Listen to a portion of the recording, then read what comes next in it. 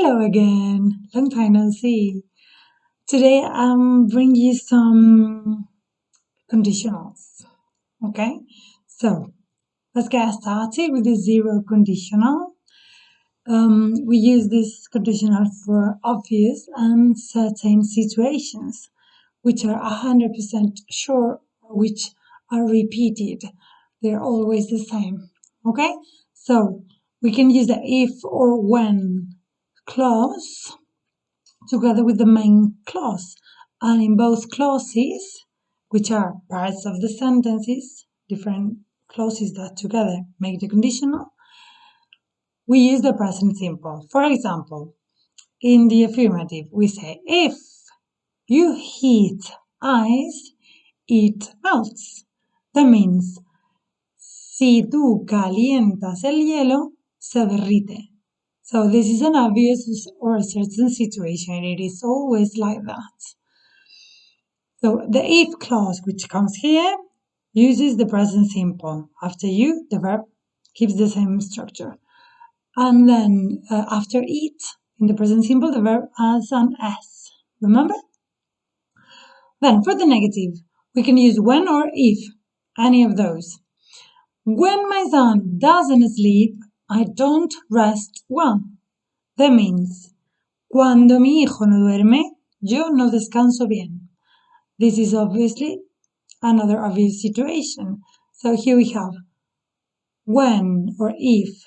Cuando mi hijo no duerme, yo no descanso bien. I have already said that. Fine. And for the question, the same thing. Do you go to a party if a friend invites you? You, present simple, do you go? A friend, present simple, invites with an S because it could be he or she. All right? All right, so we continue with the first conditional. In this case, we have an action in the present that will have a consequence in the future. So the if clause uses the present simple and the main clause uses the future simple, which we form with will or won't followed by a very infinitive. So for example, we have in the affirmative, he will move to London. In this case, this first clause is the main clause, so you can exchange them.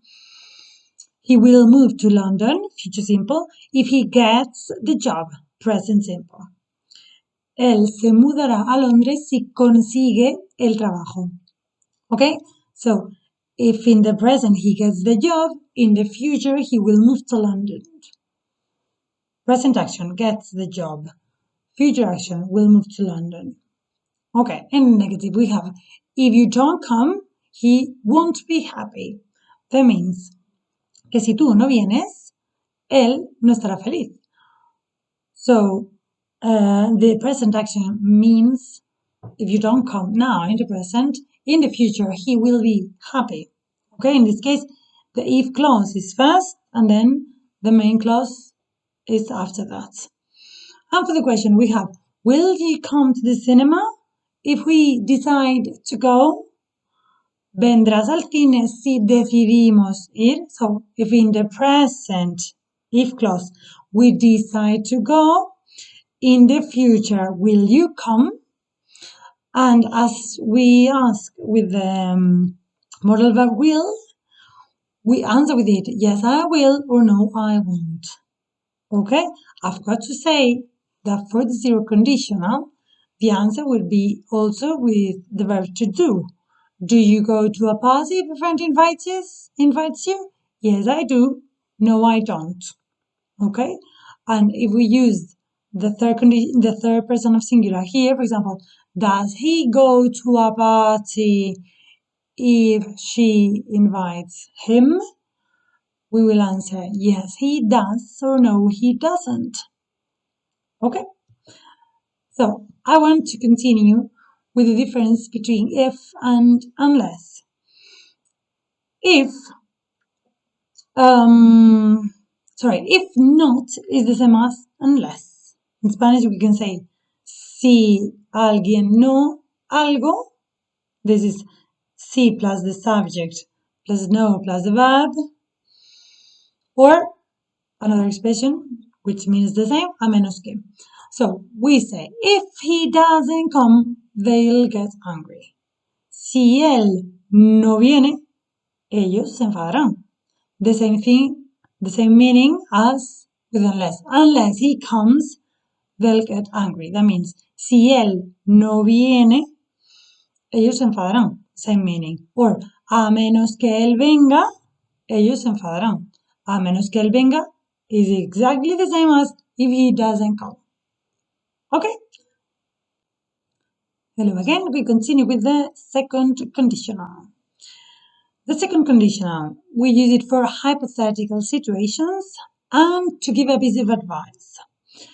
So, in this case, the if clause comes with the past simple, and the main clause uses the conditional simple. That means would or apostrophe D or wouldn't plus a verb infinitive. So, for example, in the affirmative, we have if I were you. Be careful because in the second conditional, we don't use was for the first person. Okay?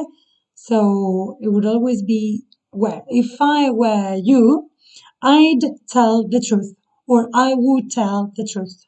That's the same thing. Si yo fuera tú, yo diría la verdad o contaría la verdad. So this is a hypothetical situation. Si yo fuera tú, that's a hypothesis.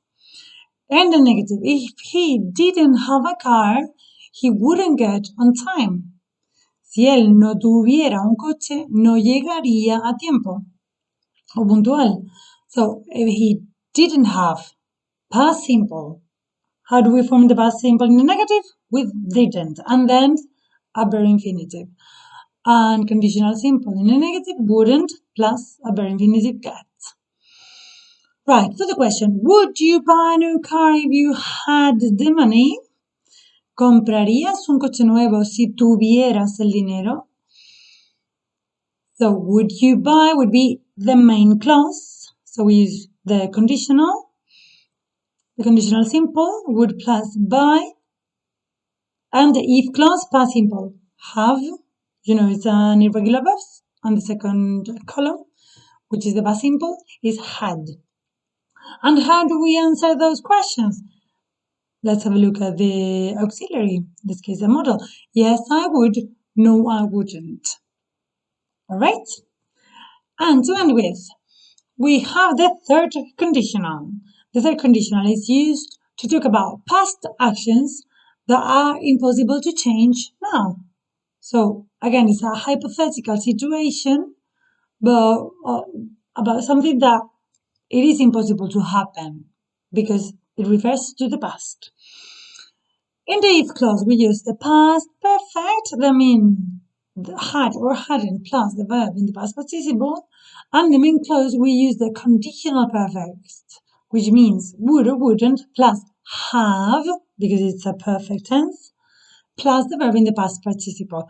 Which is the past participle? Remember, for regular verbs, ed. For irregular verbs, we need to learn the third column of the list of irregular verbs. The same thing for the past perfect. So let's have a look at the example in the affirmative. We would have told you if we had known it. Again, we can change the structure of the conditional. We can put the if clause after the main clause. Okay? Or we could keep it also. If we had known it, we would have told you that. That's perfectly fine. So, would have told you. Conditional perfect. Yo te lo habría dicho si lo hubiera sabido. If I had known, it shouldn't be read. Sorry. If, and for the negative, if I hadn't gone, I would have regretted it. Si yo no hubiera ido, me habría arrepentido de ello. So that's the past action. And for questions, would you have helped him if he had asked you? ¿Le habrías ayudado a él si él te hubiera preguntado en el pasado? Yes, I would have. No, I wouldn't have. So, would have helped him will be the main clause for the question. We put would before the subject. Would you have helped him if he had asked you? Right. I hope little by little you get it. So the last thing would be to talk about time clauses that uses the structure of the first conditional and the zero conditional. When do we use first conditional and when do we use zero conditional, the structure? Well, when the time clause expresses the future, it means an action in the future, then we use the first conditional. For example, as soon as I get home, I will call you. En cuanto llegue a casa, yo te llamaré. So this action will be in the future. So we use the future and here the present simple, as in the first conditional. For general facts, on the other hand, we use the zero conditional. So, for example, after I have breakfast, I brush my teeth. Después de desayunar, yo me lavo los dientes. This is a general fact. It is always like that. So, after I have breakfast, I brush my teeth. Present simple, present simple. More examples of time clauses. By the time. In this case, with future meaning. So, by the time I arrive, you will leave. Para cuando yo llegue, tú te irás. This is an action with reference to the future. So, we use the future simple, the first conditional structure. In this case, after, with a general meaning. I always call my mom after I get home. Siempre. This is an indication of a general fact. Siempre llamo a mi madre después de llegar a casa. So, as it is a general fact, we use the zero conditional structure. The moment he calls you, we will know. En cuanto te llame, lo sabremos. In the future, first he calls and then we will know. So, and the last example is with once. In this case, it refers to a general action. So, once I understand, I always explain it to my classmates. Una vez que yo lo entiendo, siempre se lo explico a mis compañeros. So, this means a general fact. That is why we use in both clauses the present simple, as it happens with the zero condition. So, I hope this was clear. And what you need to do now is to practice, practice, practice until you get it. Thank you. Bye-bye.